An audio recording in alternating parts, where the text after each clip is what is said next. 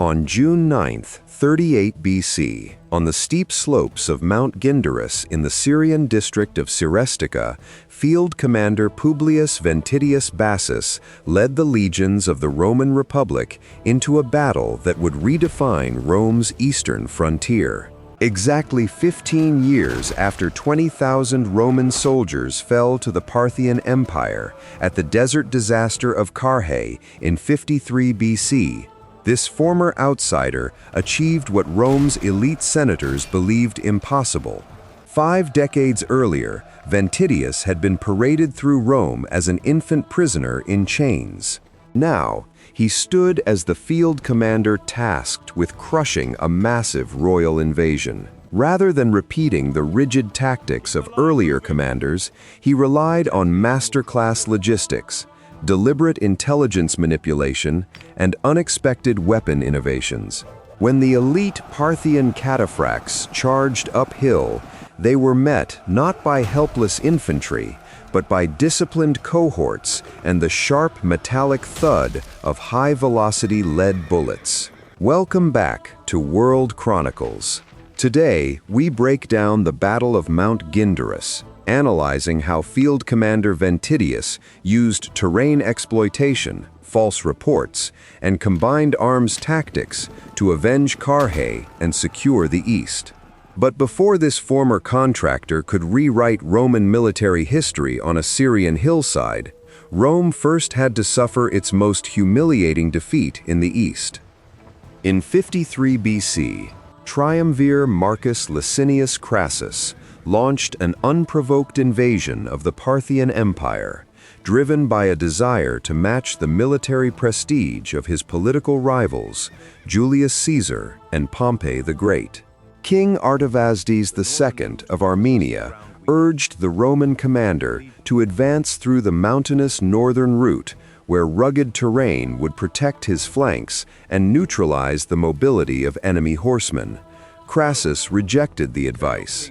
Eager for swift glory and the riches of Mesopotamia, he marched an army of 7 legions, comprising roughly 28,000 to 35,000 heavy legionaries, supported by 4,000 cavalry and 4,000 light infantry, directly into the arid open plains near Carrhae.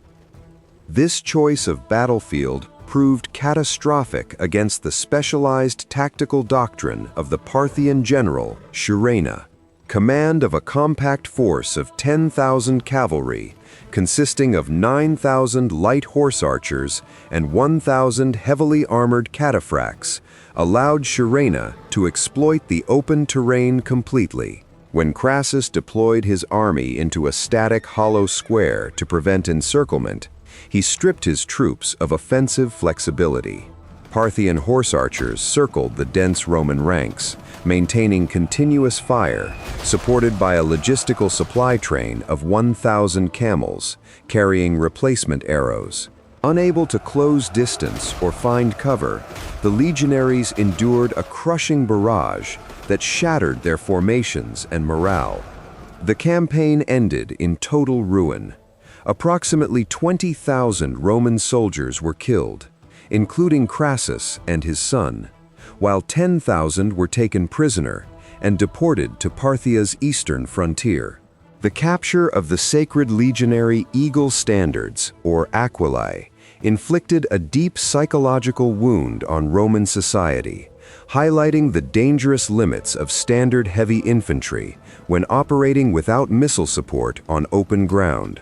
For over a decade, the stain of Carrhae defined Rome's eastern frontier. Rome demanded vengeance, but the man destined to deliver it was not a patrician senator. He was a former prisoner born in the mountains of Picenum. Publius Ventidius Bassus was born in the Italian region of Picenum around 90 BC. During the Social War, his native city of Asculum joined the Italian allies in rebellion against Rome. When the Roman general Gnaeus Pompeius Strabo captured the city in 89 BC, the infant Ventidius and his mother were taken as prisoners. Paraded through the city streets, The child endured the cold bite of iron chains as a living trophy of Roman victory. Few who witnessed that triumphal procession could have predicted that a captive child would one day command the legions of the Republic. Lacking patrician lineage, Ventidius entered commercial enterprise. He became a public contractor, supplying mules and managing baggage trains for Roman magistrates traveling to provincial assignments. This work taught him practical lessons in transport mechanics, animal endurance, and mountain logistics, where surer-footed mules outperformed horses on steep, rocky trails.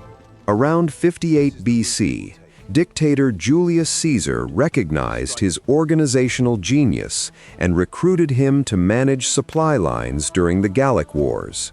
Ventidius proved that logistics were the foundation of operational speed, earning Caesar's trust and steady advancement through the military hierarchy during the Civil War. This rapid rise offended Rome's traditional senatorial elite. Patricians like Cicero openly mocked his background, dismissively labeling him a muleo, a mere muleteer, and arguing that elevating a former contractor degraded the Senate. Lampoons circulated through the forum, marveling that a man who once groomed pack animals now wore consular robes. Yet, as civil war destabilized the state, military merit outweighed noble birth.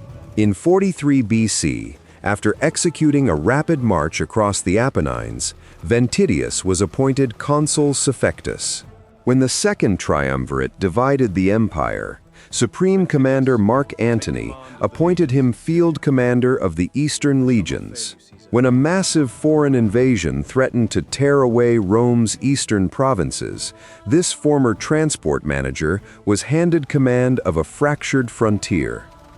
Following the defeat of Caesar's assassins at Philippi in 42 BC, the Second Triumvirate divided the Roman world. Supreme Commander Mark Antony took authority over the wealthy eastern provinces.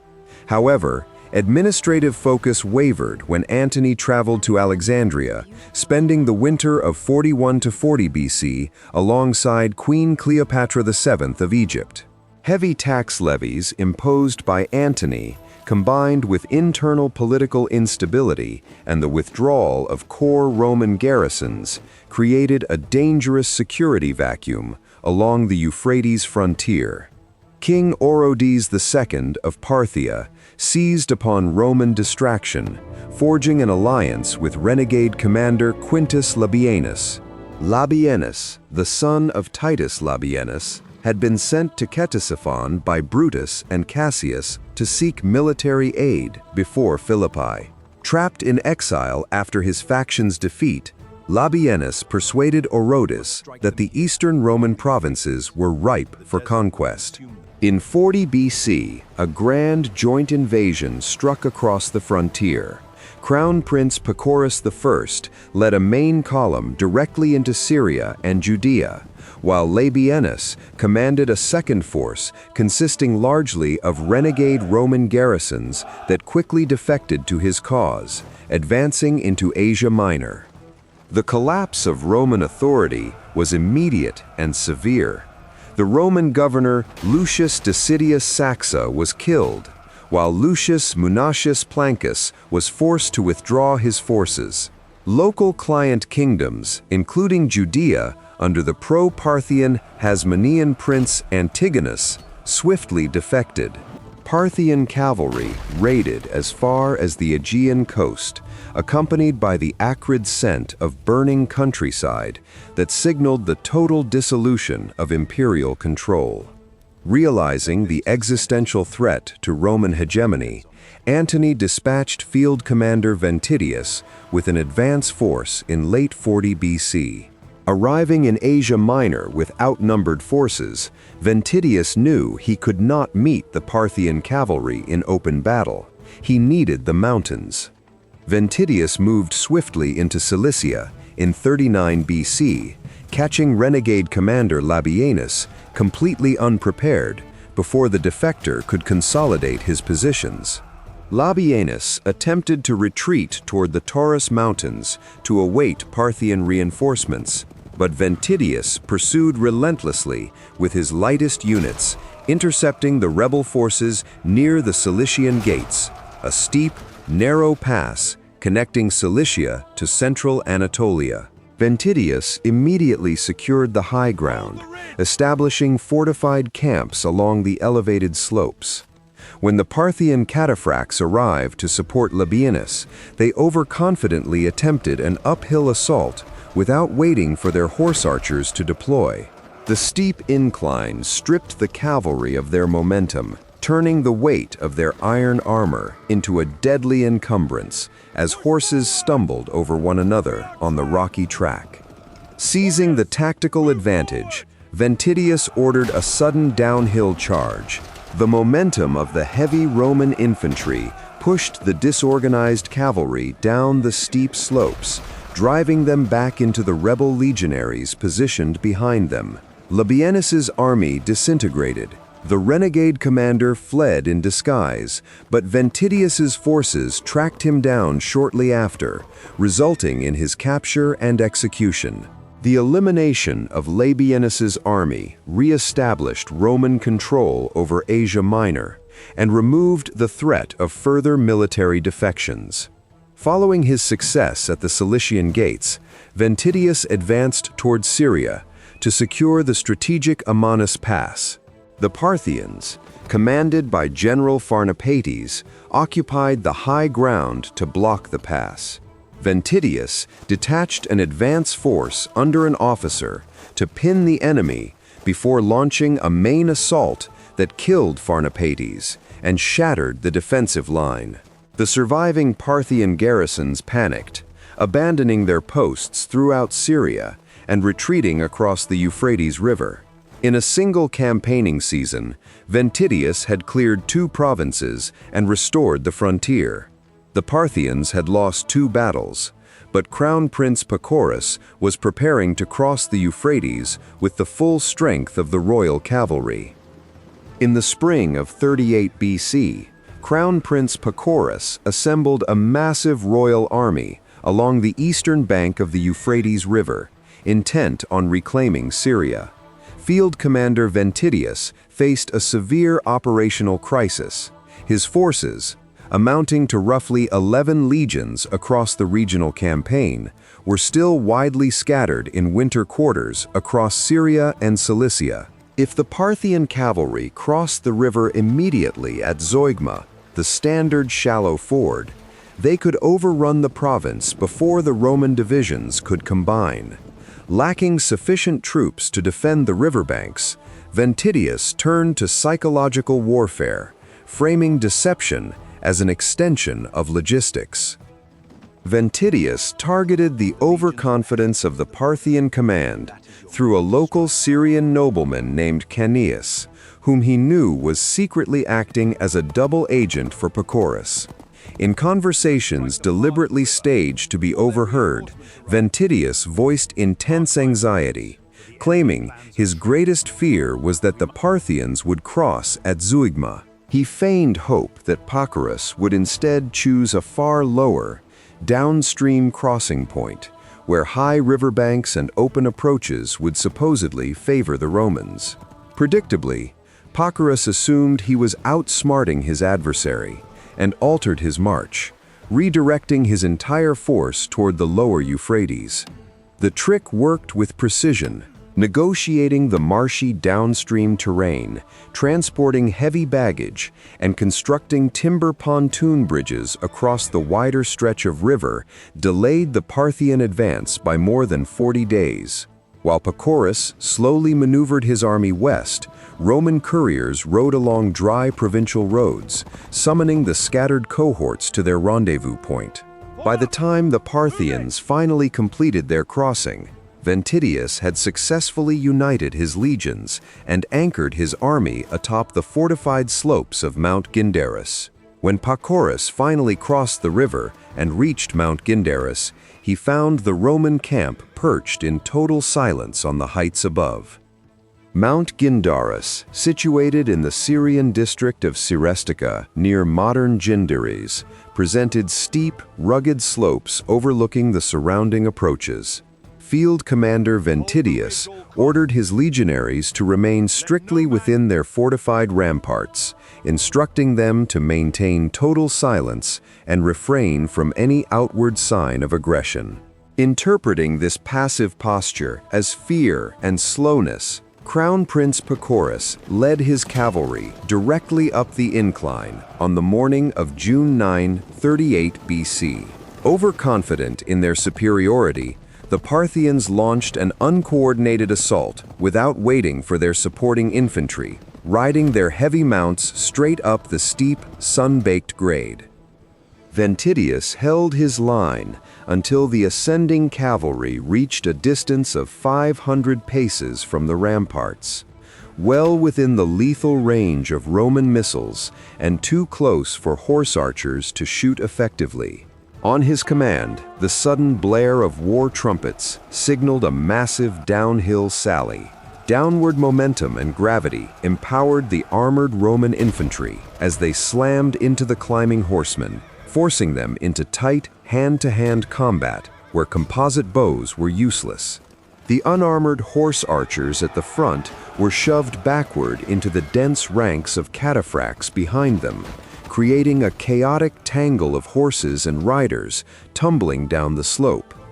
To neutralize the heavily armored cataphracts who survived the collision, Ventidius deployed large contingents of auxiliary slingers armed with cast-lead bullets, known as Glandes. Unlike stone projectiles or light arrows, these dense lead missiles struck with tremendous velocity. Listeners could hear the heavy, dull impact of lead striking iron armor, delivering crushing blunt force trauma that fractured bones and ruptured internal organs beneath intact scale and mail. Under this relentless hail of kinetic strikes, the Parthian cavalry collapsed into complete disarray along the base of the mountain. As the Parthian formation crumpled under the downhill rush, Crown Prince Pacorus personally rallied his elite guard for a final stand. Surrounded on the rugged slopes, Crown Prince Pacorus and his royal guard fought desperately to stem the Roman advance.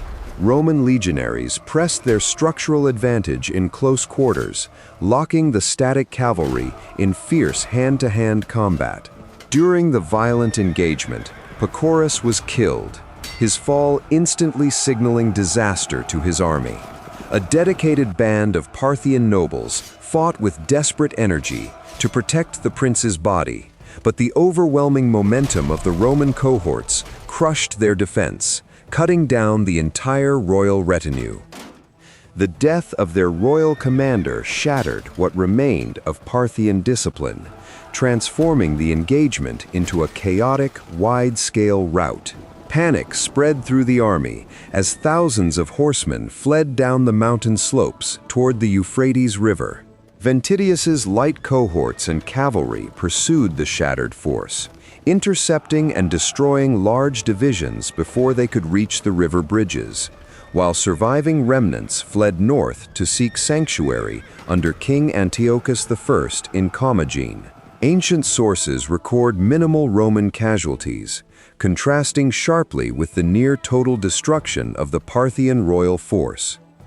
Rather than undertaking protracted sieges against Syrian cities that harbored pro-Parthian sympathies, Ventidius deployed a calculated psychological tactic.